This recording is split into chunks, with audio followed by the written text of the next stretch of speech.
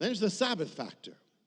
It says in Matthew 27, Joseph took the body, wrapped it in a clean linen cloth, and placed it in his own new tomb that had been cut out of the rock. He rolled a big stone in front of it, the entrance up to the tomb, and went away. Mary, Mary Magdalene, and the other Mary were sitting there opposite the tomb. Now, first of all, you've got Mary Magdalene. She's probably the least observant because she was the one, at least in her life, she was possessed. She had to have gotten into sin and probably was not following much, but she'd been delivered by the Lord. Yet, she is there with spice. They're there, the women that are there watching this. The men are trying to put spices on the body because that's what you do.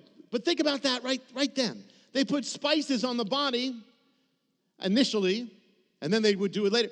What does that tell you? If you're putting spices on the body, you are not planning to do anything with that body. That you're putting spices on the body means you are burying it. Miriam spends now she's with the rest of the disciples, and she's there, and what is she doing for the next day? She is not going near the tomb. She's not doing anything. She wants to do a full burial and put the full spices on, but she can't because of the Sabbath.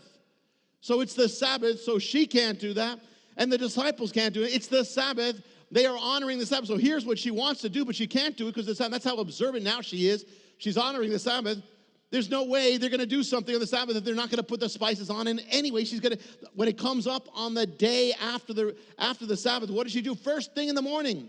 Some of the accounts, you get the impression it's not even sunrise. It's just about to be sunrise. She just goes right out to get the spices on him, to bury him. So you got all those things. You got the one that they're totally burying him. Number two, they're waiting, and she's there with them waiting for the Sabbath to pass. They don't do anything. And they're also in fear, and they're also crushed and all that. There's no way anything could happen. Further, what does it say? Who were the first ones to see the risen Messiah in the account? The women. Women. Now, who's recording this? Men are recording it. And they're recording that women were the first ones because they were too scared or they were too slow. That goes against nature.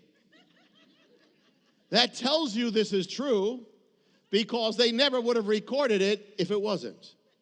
They're going there. They are recording. They are true to record this, that the women were there before they were. And then you have something very absolute, gigantic fact when you put this all together. To find out how you can receive more of Jonathan's teachings, to receive special free gifts, or get in touch, go to hopeoftheworld.org or call toll-free 1-800-YESHUA-1. That's hopeoftheworld.org or call 1-800-YESHUA-1. That's 1-800-937-4821.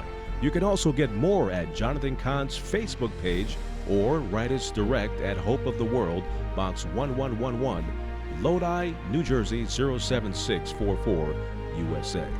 Hope of the World is dedicated to the goal of spreading God's Word and salvation to every land and people.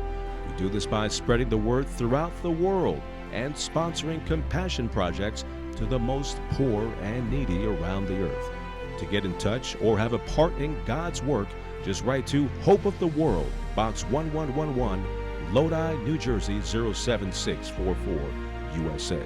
Or go to hopeoftheworld.org or call 1-800-YESHUA-1. That's 1-800-937-4821.